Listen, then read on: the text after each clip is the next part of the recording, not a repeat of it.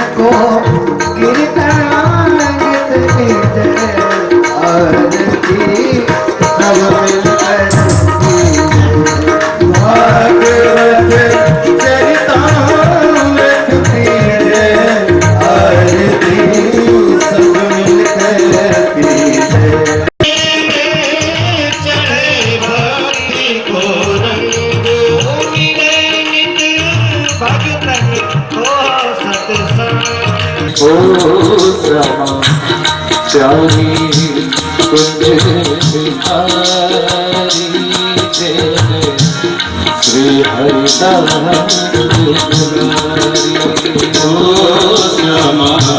प्यारी कुंज बिहारी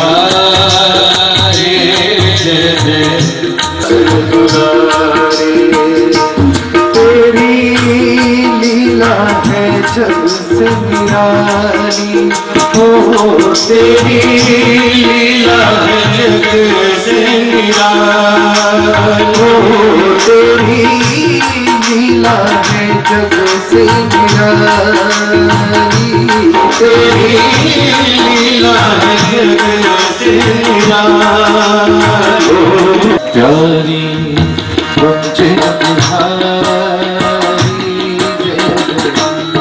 श्रेष्ठ किसे कह सकते हैं? कौन बड़ा है? ये सबका प्रश्न है महाराज, एक आदमी का नहीं है, सबका यही प्रश्न है। कोई कहता है नहीं, अच्छा मैंने बहुत से लोगों को लड़ते देखा है इस बात पे। कोई कहता नहीं विष्णु भगवान बड़े हैं, कोई कहता नहीं शंकर भगवान ज्यादा बड़े हैं, कोई कहता नहीं राम जी ज्यादा बड़े हैं। सब लड़ते हैं इस बात पे। तो श्रेष्ठ कौन है? तीसरा प्रश्न, मंदिर में जाते हैं तो श्रेष्ठता की बात तो है ही, साथ ही बात इसकी आती है कि जब भगवान को आप कहते हो कि अजन्मा है, आदि है, अनंत है, जिनकी न मृत्यु होती है न जिनका जन्म होता है, जो आदि है जो अनंत है, वो इस सृष्टि में अवतार, मैंने सुना है कि उनका जन्म हुआ है। कौशल्या दशरथ के पुत्र राम बनकर आए, देवकी वसुदेव के पुत्र कृष्ण बनकर आए, तो कैसे? जब हुआ जन्मा है, उनका जन्म नहीं होता तो फिर इस सृष्टि में कैसे आए? चौथा प्रश्न, परमात्मा के मुख्यतः अवतार कितने हैं? कोई कहता है 10 अवतार, कोई कहता है 20 अवतार, कोई कहता है हरि अनंत, हरि कथा अनंत। महाराज ये लंच टाइम में आप बांटो तो ज्यादा सही रहेगा। पांचवा हमारा प्रश्न है कि शास्त्रों का सार क्या है। हम कथा सुन रहे हैं, क्यों सुने, क्या होता क्या है। हम शास्त्र पढ़े, ग्रंथ पढ़े, किस लिए पढ़े, उनसे क्या मतलब निकल रहा है, ये हमारी जानने की इच्छा है। और हमारा अंतिम प्रश्न है, जब परमात्मा इस धराधाम को छोड़ करके चले गए तो धर्म किसके शरण में गया। ये कुछ प्रश्न है हमारे। महाराज सूत जी ने सबसे पहले श्री सुखदेव मुनि के चरणों में प्रणाम किया है, जो कि उनके गुरु हैं। वो सुखदेव जी जो जन्म लेते ही जंगल की ओर भाग चले, उनके पिताजी पीछे पीछे चिल्लाते जा रहे हैं, हे पुत्र रुक जाओ, हे पुत्र रुक जाओ, रुके नहीं। पेड़ पौधों ने उत्तर दिया, महाराज वो तो संत आदमी है, वो आपके लिए नहीं आया है, वो उसके लिए आया है। इस संसार में हम सब किस लिए आए हैं, हमें ये चीज समझनी चाहिए। नहीं रुके महाराज।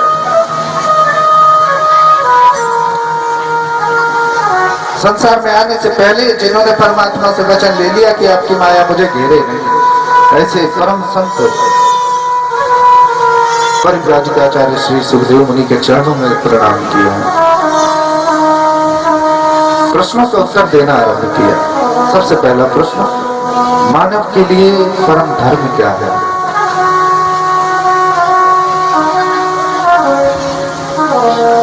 कोई कहता है कि परोपकार करना धर्म है। धर्म है, यहाँ परम धर्म की बात है। अगर किसी मुख्य धर्म की बात करें, सबसे बड़ा धर्म यदि इस संसार में कुछ है तो वो क्या है। परमात्मा के चरणों में हमारी निष्ठा, हमारी भक्ति, हमारी प्रीति हो जाना, उनसे हमारा संबंध जोड़ना, यही सबसे बड़ा धर्म है। परमात्मा से प्रेम सबसे बड़ा धर्म है। कोई कितना भी ब्रह्म मुहूर्त में उठ करके स्नान करे, पूजा करे, पाठ करे, यदि उसके कर्म अच्छे नहीं हैं, परमात्मा के प्रति उसके हृदय में भाव अच्छे नहीं हैं, तो वो धर्मात्मा नहीं हो सकता। परमात्मा के चरणों में प्रेम होना, यही सबसे बड़ा धर्म है।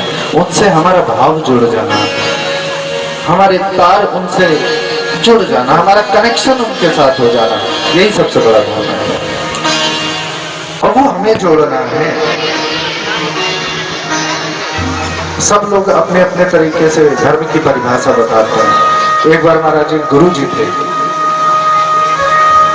3 शिष्य थे उनके।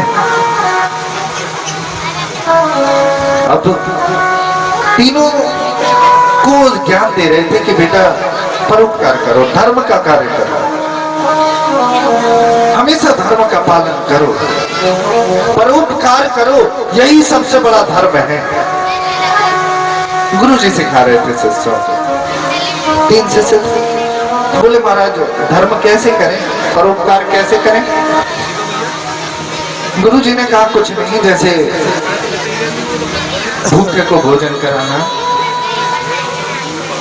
वृद्धावस्था में कोई बुजुर्ग हो, बूढ़ा व्यक्ति हो, सड़क पार करवा देना, यही सब धर्म है। प्यासे को पानी पिलाना, बूढ़ों को पार करना, ये सब धर्म में आता है। और सबसे कहा कि अब तुम सब घर जाओ तो कोई ना कोई धर्म का कार्य करना है। अगले दिन तीनों आए महाराज। गुरु जी ने पूछा कि अच्छा तुम में से किसी ने किया, धर्म का काम किया। बोले महाराज हम तो करके आए। पहले से पूछा कि तुमने क्या किया। बोले महाराज आज एक बूढ़ी औरत थी रोड के किनारे, उनको मैंने सड़क पार करवाई। गुरु जी ने कहा बहुत अच्छी बात है, करना चाहिए, धर्म का कार्य करना चाहिए, बहुत बढ़िया। दूसरे से पूछा तुमने क्या किया। उसने कहा महाराज मैंने भी उसी औरत को सड़क पार करवाई। सोचा दोनों में एक ही औरत को हो सकता है समान अमान हो, चलो दो लोग लग सकते हैं, ठीक है, स्वाभाविक सी बात है। तीसरे से पूछा अच्छा तुमने क्या किया? वो बोला महाराज हमने भी उसी औरत को सड़क पार करवाई। बोले तीनों लोगों ने एक ही धर्म का काम किया, तो ऐसा कैसे हुआ? अच्छा ये बताओ तुम तीनों ने उस औरत को सड़क पार क्यों करवाई? तो उठा के ले गए। बोले बिल्कुल सही बता रहे हो महाराज, वो औरत जा ही नहीं रही थी सड़क के उस पार, तो हम जबरदस्ती पकड़ के, पहले तो मैं ही था, फिर भी नहीं जा रही तो मैंने इसको भी बुलाया, तू भी धर्म का कार्य कर ले, तुझसे नहीं छूट जाए। फिर भी नहीं जाए तो तीसरे ने पीछे से धक्का दिया, तब जाके सड़क पार हुई महाराज। तो सबने अपने अपने तरीके से धर्म की परिभाषा बना रखी। धर्म समझना आसान नहीं, तो इससे अच्छा है, सबसे बड़ा धर्म तो महाराज यही है, उससे प्रेम करो, दुनियादारी छोड़ दो, ये धर्म कर लो, बाकी सब धर्म इसी से फलीभूत हो जाएंगे, है ना, इसी के अंदर आ जाएंगे सारे धर्म। हमारे दूसरा प्रश्न, मंदिर में जाते हैं, इतने देवी देवता वहां विराजमान होते हैं, उनमें से श्रेष्ठ कौन है, उत्तम कौन है, कौन बड़ा है? राम जी, कृष्ण जी, विष्णु, आखिर बड़ा कौन है? महाराज ना तो कोई छोटा है ना तो कोई बड़ा है। मैं पहले दिन से यही कहता आ रहा हूं, उस एक की हम लोग वंदना करते हैं, वो जो अलग अलग रूपों में आया है। परमात्मा अलग अलग नहीं है, परमात्मा एक है, वो एक शक्ति है। जब जब भक्तों ने उन्हें चाहा, उन्हें बुलाना चाहा, वही परमात्मा अपने भक्तों के वशीभूत होकर के, जैसा मेरे भक्त मेरा रूप चाहते हैं, मैं उसी रूप में उनके सामने आ जाता हूं।